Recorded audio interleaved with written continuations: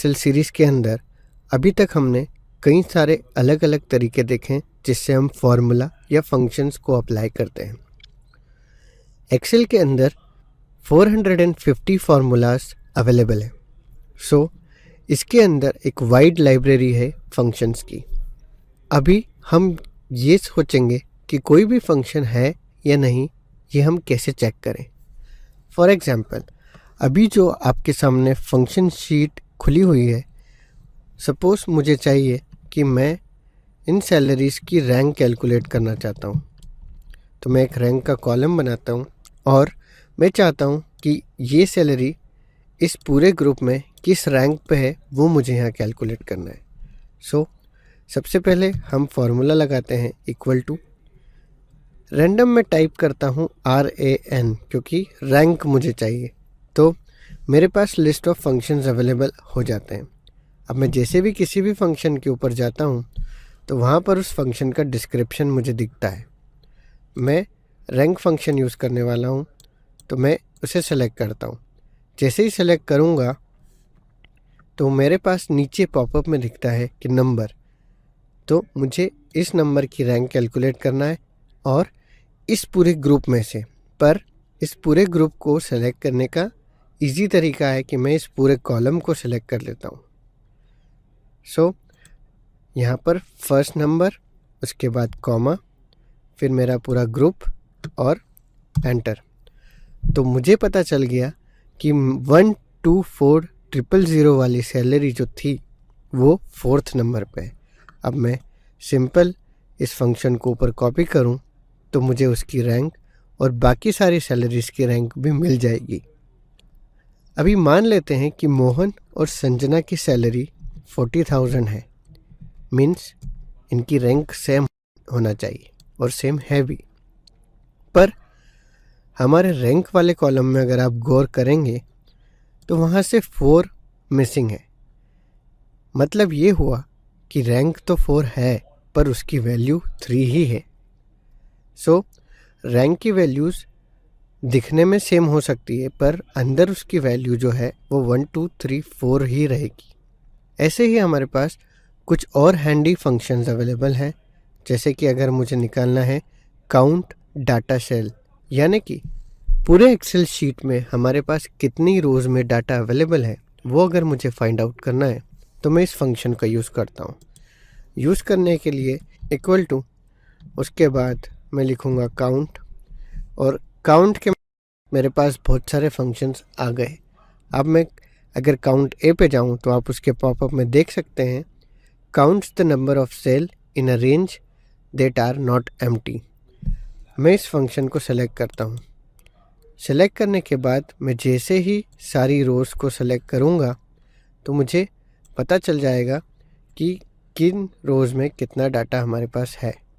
Enter.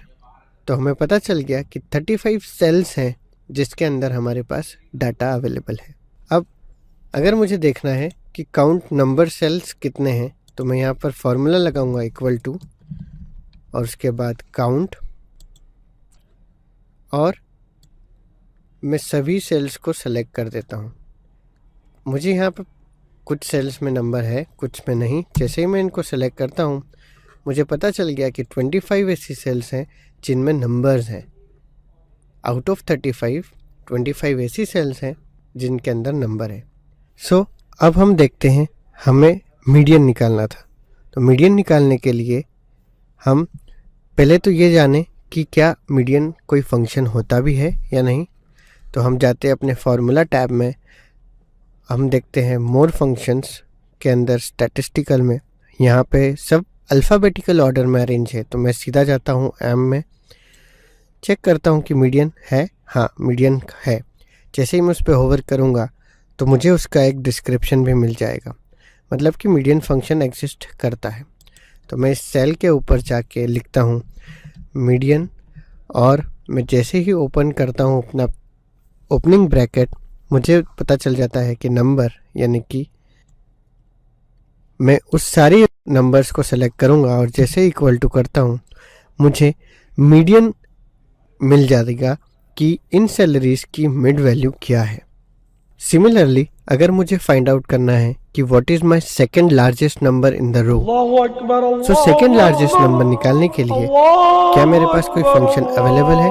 अब मैं इसे किस में ढूंढूं? फाइनेंशियल में, टेक्स्ट में, मैथ एंड ट्रिग्नोमेट्रिक में, मोर फंक्शंस में भी मेरे पास इतने सारे ऑप्शंस हैं।